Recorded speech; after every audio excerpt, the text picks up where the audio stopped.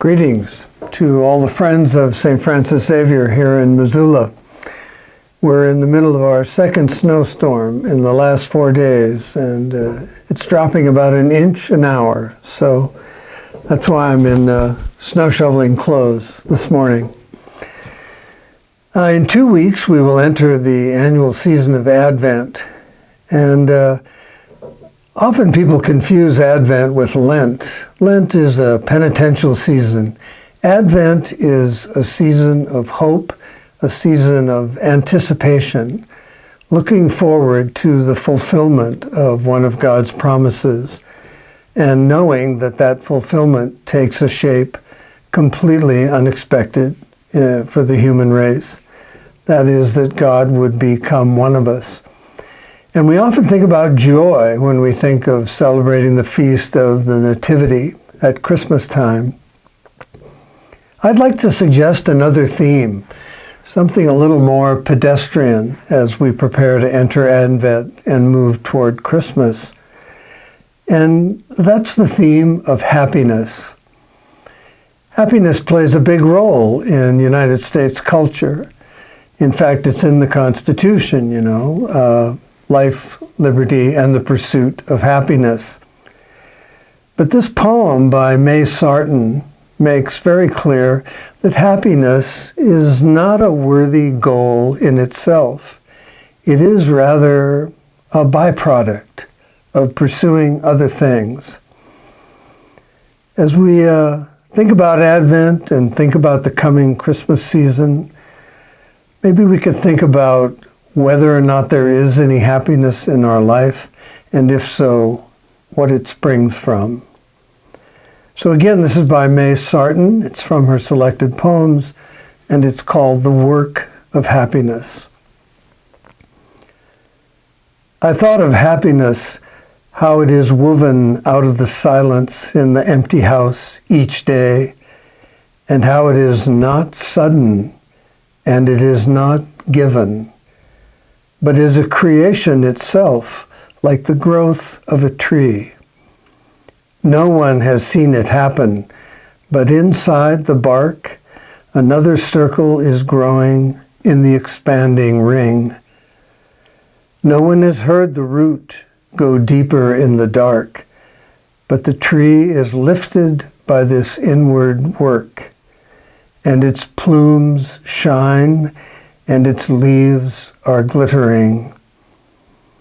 So, happiness is woven out of the deep hours, the deep peace of hours, and strikes its roots deep in the house alone. The old chest in the corner, cool waxed floors, white curtains softly and continually blown as the air moves quietly about the room.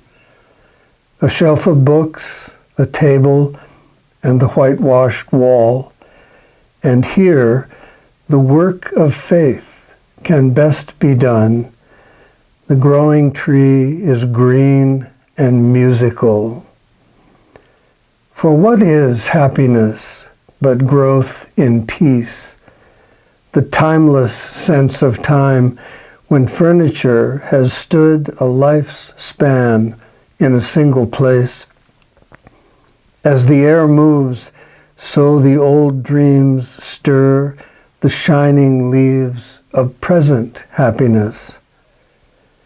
No one has heard thought or listened to a mind, but where people have lived in inwardness, the air is charged with blessing and does bless. Windows look out on mountains, and the walls are kind. I think May Sarton is on not just to something, but several things. The key, I think, is at the end of the poem where she says, where people have lived in inwardness. Our culture can be so frantic and our own lives so rushed day to day, so many external obligations, so many pressing needs.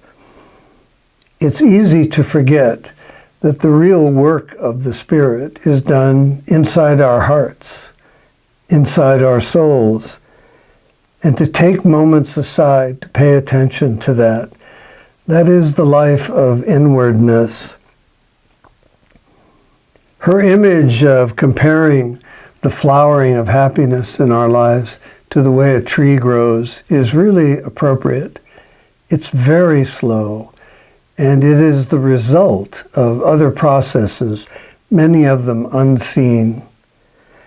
So my friends, as we prepare to enter Advent in just a couple of weeks, let's ask that the Spirit at work in our lives and in life of the whole community might help us grow in inwardness and help us to develop a confident trust that since God's promise to send us a Savior turns out to be one like ourselves, that all other promises will be fulfilled as well in God's own way and God's own time.